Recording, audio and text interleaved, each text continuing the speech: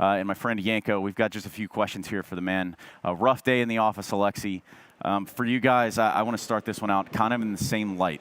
And first of all, the veto itself. Let's talk a little about the preparation and kind of going into nuke as an idea.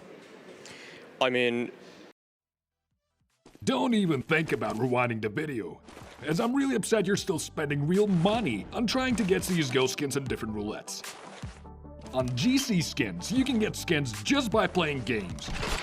Complete tasks, get coins, exchange them for skins on the market, or if you wish, spend coins on opening cases. But anyway, you save your real money.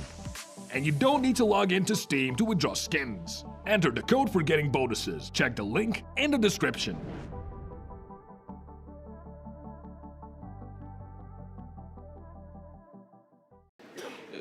We knew that they like to play Mirage, they like to play Inferno, it's their best map also. And us picking something else, it was just the idea of everyone, honestly. Like, obviously we need to agree on what we plan to do on the game. We know that they like to anti-strat a lot, and we saw it also on the veto process that they were fully surprised about the pick. Made us feel really confident going into it because we had a good plan. But I feel like they just got us fully off guard with like Brolan got me off guard a couple times on lobby, playing really aggro, and we just started slow. And I feel like starting slow was the name of the game on second and the third map also. I feel like on Ancient we were on the driving seat and it was comfortable. On the other two maps we weren't on the driving seat. We came back on both. On Nuke maybe it was a little bit too late. On Inferno it was really possible, honestly. But yeah, that's it.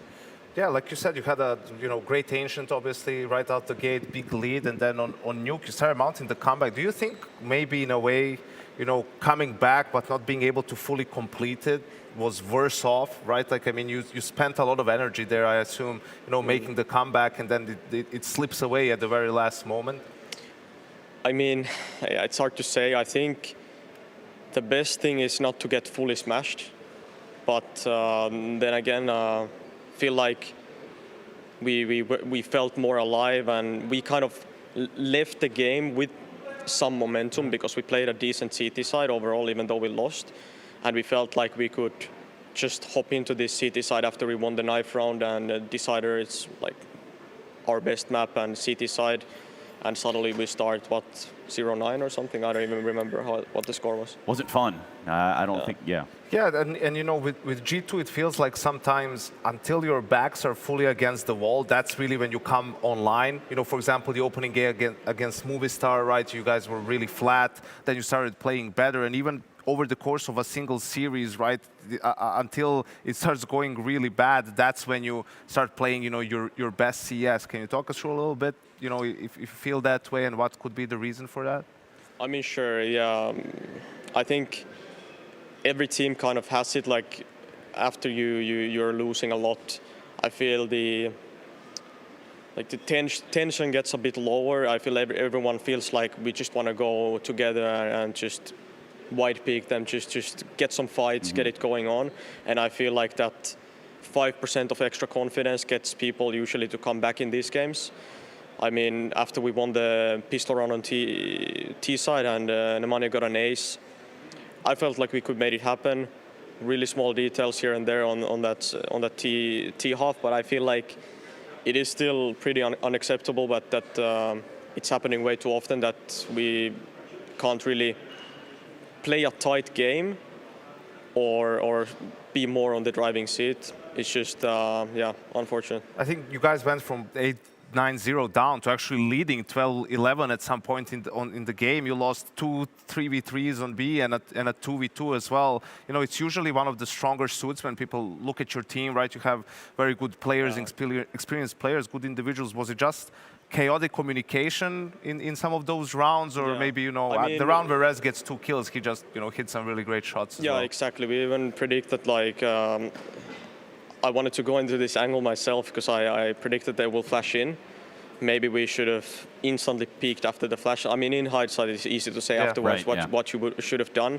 But I mean, he just insta-killed us. But I feel like we had another round where it was like a 3-on-3.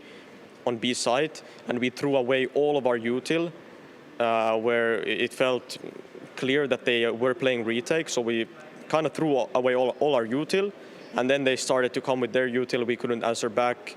First, Nico gets caught, like they threw perfect utility against him.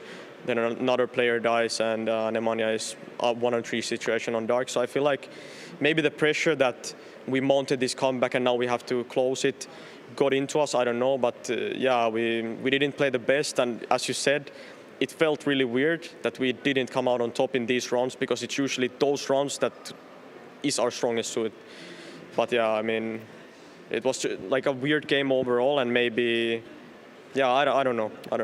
Hey, so we'll do this then. Obviously, we all need to get out of here. We've approached that midnight hour. Aleksib, you know, with the commiserations and all of that aside, I kind of want to ask you, as G2 as a household brand, as a household name, not so much as what you take away from this tournament, but where do you go from here, Aleksib? Do you want to tell the fans at home? I mean, the #1 goal was to end the year on a good note. Not the year, but the start the summer break on a really good note after us continuously playing better from Dallas into this Blast Pro. With really close, we got into the finals and we kind of threw it away. And now we felt like this could be the tournament that we reached the final, and obviously we drop into lower bracket and now we bomb out. So it's a shock to all the players and the management, and honestly, I don't know, we are obviously going into vacation soon, or maybe we're going to have some big discussions. Maybe something's happening, maybe not. But as of right now, I feel like all the players and everyone is feeling really down. Mm-hmm. So we need to regather, and we need to see if there is light at the end of the tunnel, and see if we can make a comeback on the rest of the year. Yeah. Hey, and like I said, we'll get you out of here. Thank you so much for your time, Aleksib. Thanks, man.